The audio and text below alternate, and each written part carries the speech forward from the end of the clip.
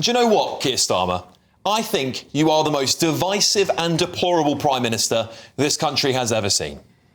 It's a completely different thing to say we are going to reach in to people who are lawfully here and start removing them. They are our neighbours. That proposal is immoral, to deport people who are already here if they don't pass more stringent rules. Do you think it's a racist policy? Well, I do think it is a racist policy. I do think it's immoral. It needs to be called out for what it is. The nerve the Prime Minister had this morning to brand Reform UK's policy of mass deportations, that's what it is, as racist and immoral, shows how deeply divisive and out of touch with the public he really is. According to ONS data, 4.83 million people came to the UK since 2020. That is the same size as the populations of Birmingham, Manchester and Cardiff combined. Or 1 million more people than the entire population of Wales in just the space of 4 years. That is unsustainable. It is not racist to say that almost 5 million arrivals when our country is already on its knees is the wrong thing for Britain. It flies in the face of the votes people have cast time and time again for over a decade, including Brexit, doesn't it? For multiple Tory governments who promised you tens of thousands of migrants but delivered you millions. Well, Zia Youssef, Reform's policy chief, has nailed it, in my opinion. He said Labour's message to the country is clear. Pay hundreds of billions for foreign nationals to live off of the state forever, or Labour will call you racist. Is it any surprise Keir Starmer is now the most unpopular Prime Minister on record? An Ipsos poll shows him at minus 66%. That is worse than Liz Truss at her lowest, worse than Thatcher during the poll tax riots. That's how bad it is. Even his own party want him out. 53% of his own party members want a new leader. Only 31% want him to stay, according to a Survation poll. No wonder. Starmer, do you think he answered a straightforward and simple question about his new flagship digital ID policy? It's been really clear you must have ID, mandatory digital ID, in order to work, because we have to stop illegal working. If you look at any of the raids, we've massively increased the number of raids on working premises. It is absolutely clear that people are working illegally in numbers. That was a classic deflection. The actual answer that you know at home already is that it won't stop illegal migrants working in the black economy at all. Don't they? I mean, it really won't. We already have national insurance and passports for this exact same problem, but they're working cash in hand, aren't they? Digital ID is not going to solve it. There's another walking, talking disaster for this government too. I want to pay credit to the populist far right. They are very good at comms, right? And you know, to agree that they get a head start because they are unburdened by having to tell the truth and having to be candid with people, and they are unburdened by the need to actually dive into the complexity to fashion real solutions that provide real answers and make real people's lives better. Oh, I'm so bored of it. I'm so bored of hearing those two words, far right. The far right are good at comms. Maybe instead of smearing Reform UK and Nigel Farage, they should admit their own policies are deeply unpopular and clearly ineffective, and that the British people are rejecting this divisive politics. Because let me state the obvious for everyone. The public are sick to death of being branded racist for wanting secure borders. They're sick to death of a government mired in scandals while spending their hard-earned money on ideological nonsense. And they're sick to death of being told they must pay even more while basic services collapse. How many homes have you built so far under Labour? Well, do you know how long it takes for a planning application to go through? Just how many? Do you know how long it takes? Just give me the figure. Well, we're currently dealing with the figure. We're currently dealing with the tail end of what the Conservatives were doing, because it takes more than 18 months from an application to the home being built. Please answer the question. No, but I'm not going to take the blame for what the Tories did. No, I'm going to take the blame for what Labour does if it goes wrong subsequently. Can you we're take changing the rules to speed up planning so that the problem we're seeing now doesn't happen again in future. How many houses have been built under Labour so far? starts have gone up by 29%. What I can't do... Can you give me a figure? I know it's really low, and I'm appalled by it as well, but that is because the Conservatives didn't get the applications through. Please don't tell me you don't know the number as Conservatives didn't get the applications through. Do you know? 29% up starts. No. How many new homes have been built since Labour took power? I don't have the exact... I'm not Wikipedia. You don't have... No, I'm not Wikipedia. No.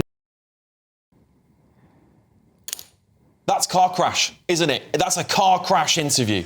The British public deserve better than secretaries of state who get defensive because they don't even know the most basic numbers about their own portfolio, all while people like Steve Reed rake in a massive 150 grand taxpayer-funded salary. If that was a normal workplace, you'd be sacked. You'd be sacked, wouldn't you? If all these gripes make me far-right and a racist, then frankly, so be it. I'm sick to death of the name-calling. What I think it says more about this Labour government and its ministers and about the Prime Minister than it does about the vast majority of people in this country who share my concerns. We're living in a time of what feels like pretty significant social change, and it makes us question things that we've even taken for granted for decades. And one of those at the moment that people are wondering about is actually money. Is the money in your bank account safe? Should you be investing elsewhere? Are we looking at a potential global crash? What will it mean for your savings? Is there a way that you could be using your money that might be outside of government control even? Well, TallyMoney is potentially one solution. So I'm delighted to say that I'm joined today by the CEO and founder of TallyMoney, Cameron Parry. What is TallyMoney? Well, at TallyMoney, you basically get gold you can spend. So we give people an individual account in their name, everyday account. They get a sort code, an account number. They use that account just like they would pounds from their bank, but it's milligrams of gold that we brand as Tally. Okay. Why would you do that, though? What is the benefit to the customer instead of just having a normal pound sterling account? Gold's performance against the pound is above 11% per annum over the last 25 years on average. But we still need money in our daily lives, and we have savings. We know that it's good common sense and prudent to save up for things, not just live in credit. You know, whether it's a holiday or a rainy day, your retirement planning, you need to have money in your life, basically, that you can rely on, that's dependable, that nobody meddles with, that nobody can weaponise against you, which is another element of government control when it's the government currency, which we could talk about another time. And it should be pretty simple and straightforward, and that's what we deliver at Tally. And really, we just want people to feel safe and happy with their money. There was a time when the bigger your bank balance, the more confident you felt. Now it's like, I need to do something with it. I can't leave it there. In Tally, you can. Okay, brilliant. Cameron Parry from TallyMoney, thank you so much. Thank you, Bev.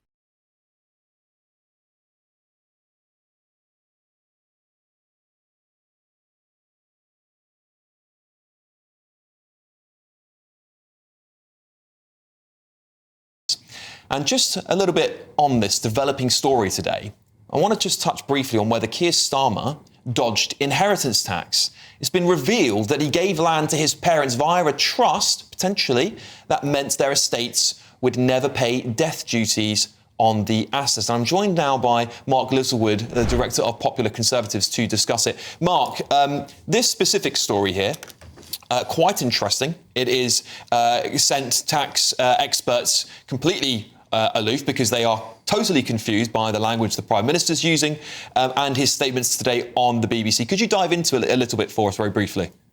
Yeah, Alex, let me try and explain it to you. And you're quite right. We don't have all the facts, so it's difficult to surmise exactly what's happened. But it seems on the face of it that a good number of years ago, many years ago, Keir Starmer wanted to gift his parents access to a few acres of land just by where they lived.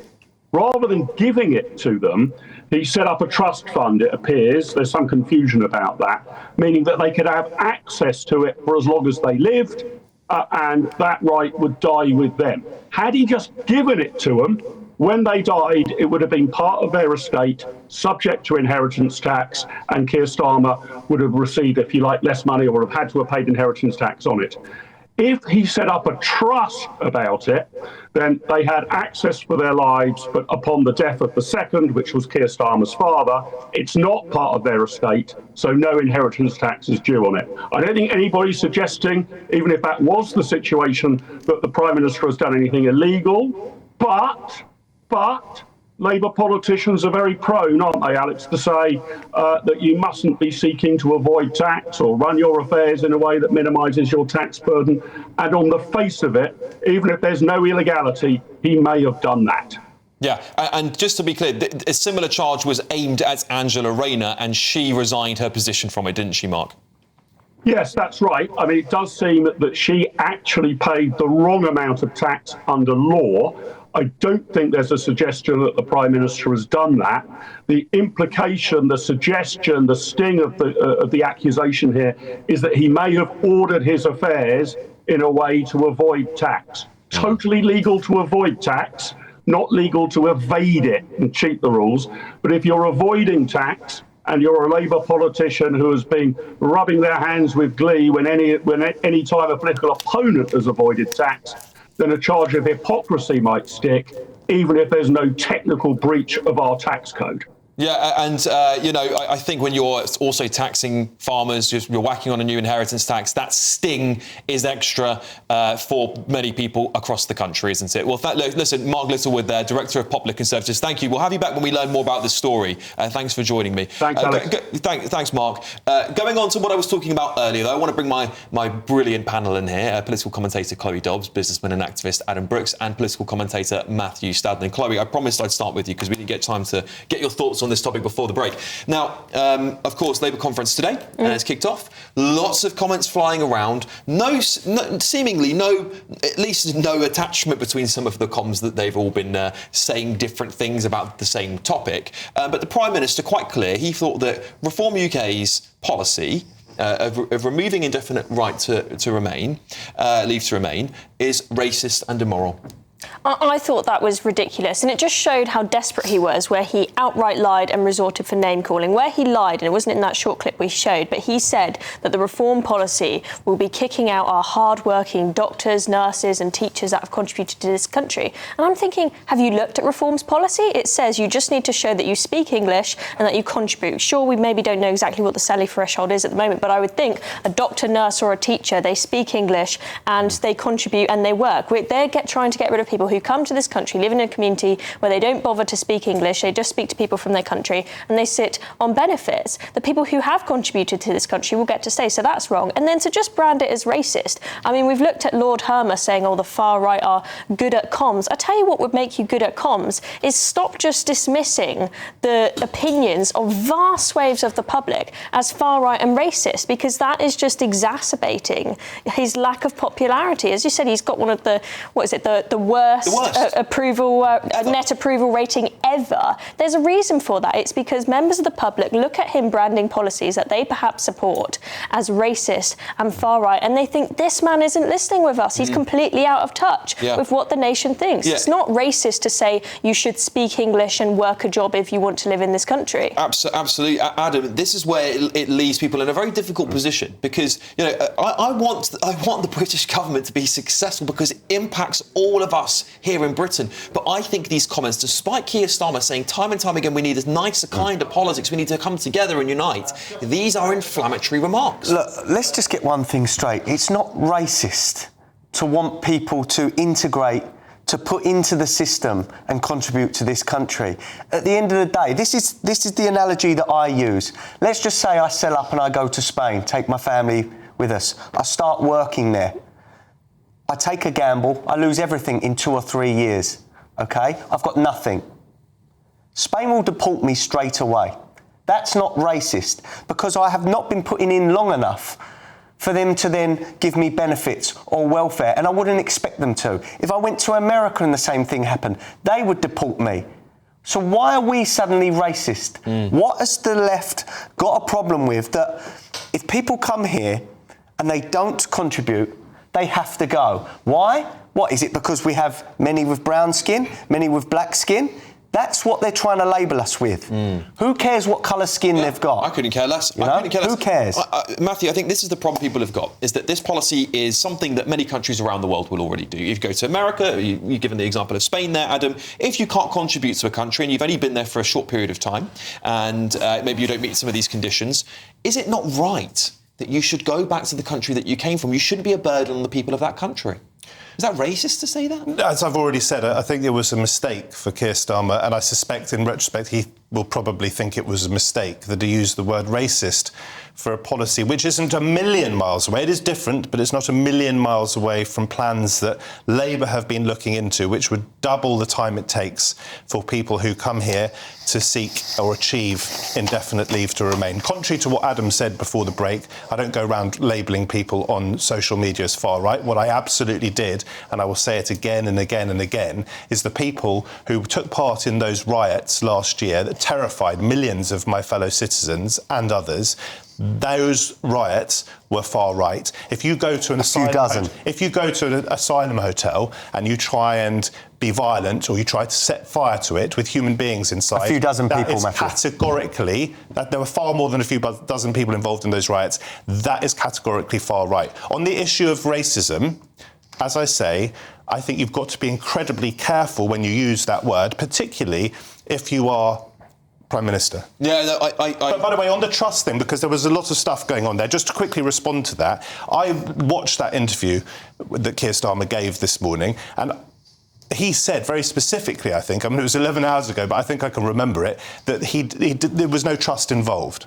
Now, unless we're saying that he's lying, then I think that needs to be made abundantly clear. I'll just the complication is that what defines a trust? That under common law. Now, if you're giving a gift to somebody indefinitely, it defines a trust. And that's what tax experts are wrapping their head around. It's a very complicated matter. It's very legal. But we'll wait for the experts to get back to us, because I'm certainly not an expert in this situation. I don't think there's any suggestion that he's broken any law. No, absolutely not. It's just he may have misled. Whether he misled, exactly. It's just another headache that he doesn't want. I think he was hoping that the digital ID announcement was going to bury away the huge scandal of the 739 grand with Morgan McSweeney. I mean, they've had a lot of scandals, and then now another scandal has arisen. It may come about that he's done nothing wrong, but it's just another big headache for Number 10. I want to get into the context of this, because the digital ID stuff is important, because he was asked a very simple question: how does this stop illegal working? Right? There was no sufficient answer to that. He gave no clear example of how this would crack down on the black market, because it won't, because we know the black market is cash in hand, and it's people who don't put people through national insurance.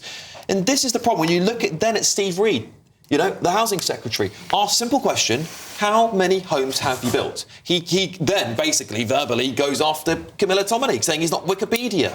I mean, that's ridiculous. I know. Politicians to be like they haven't got good answers. And we were talking about how Keir Starmer resorts to lies and name calling, and the digital ID. It's another one where people feel like they're being lied to. I've got open ears for somebody who wants to make a good argument to me as to how exactly digital ID will stop illegal working, but I'm yet to hear it. And so a lot of people feel like something's not right here. We're not being given any good argument. We're told this is about illegal migration, but it feels like it's not, because no one's making good argument. I mean, why don't they actually first just follow through on their promises about stopping people working illegally on delivery bikes? They said, we are going to fine the company £6,000, up to £6,000 per illegal migrant we find working for them, and potentially imprison directors of the companies. Well, all they've done, on that today. One person has been fined 26 quid.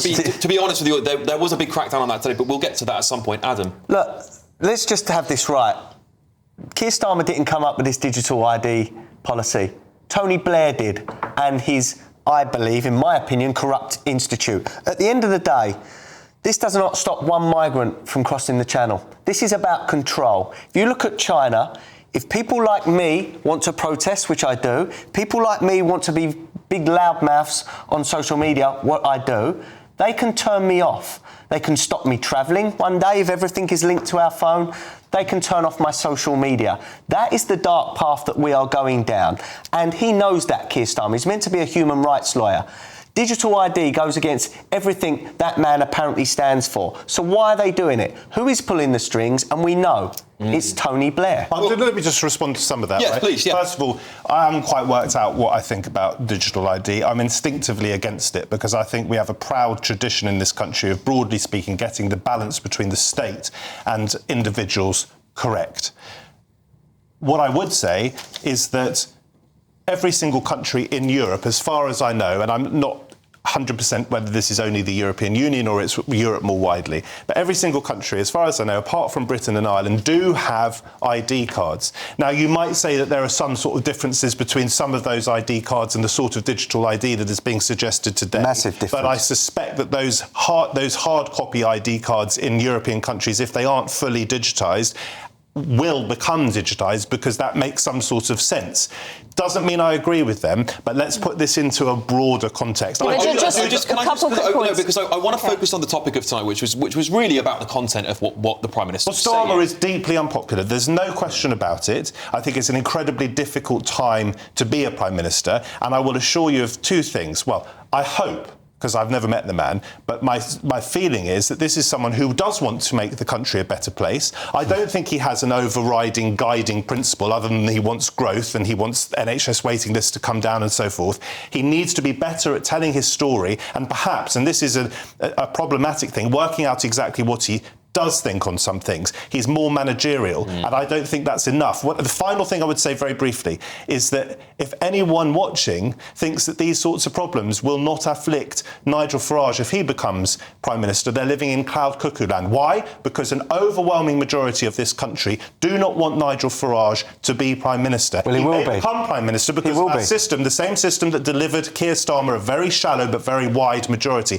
but 65 to 70, perhaps more, % of this country do not want Farage to be Prime Minister. He will face the same problems if he gets into number 10. We have to leave it there, but you know, at the end of the day, the polls speak for themselves with Nigel Farage. His message is cutting through, and I think what the most important thing you can do is deliver the wishes of the British people. And they're listening. Reform are listening to us. Labour are doing the opposite. Exactly. Right, well, listen, I've got to get to a statement here from Downing Street. A spokesman has said this: Keir Starmer bought a field for his parents to use for their donkeys during his parents' lifetime. He did not give any thought at the time to any tax considerations. His only consideration was the well-being of his parents. He added that Keir Starmer engaged a leading tax KC to give him comprehensive advice on all the taxes paid. He confirmed that there had been absolutely no underpayment of taxes. And I just want to be clear, no one's assuming that there has been.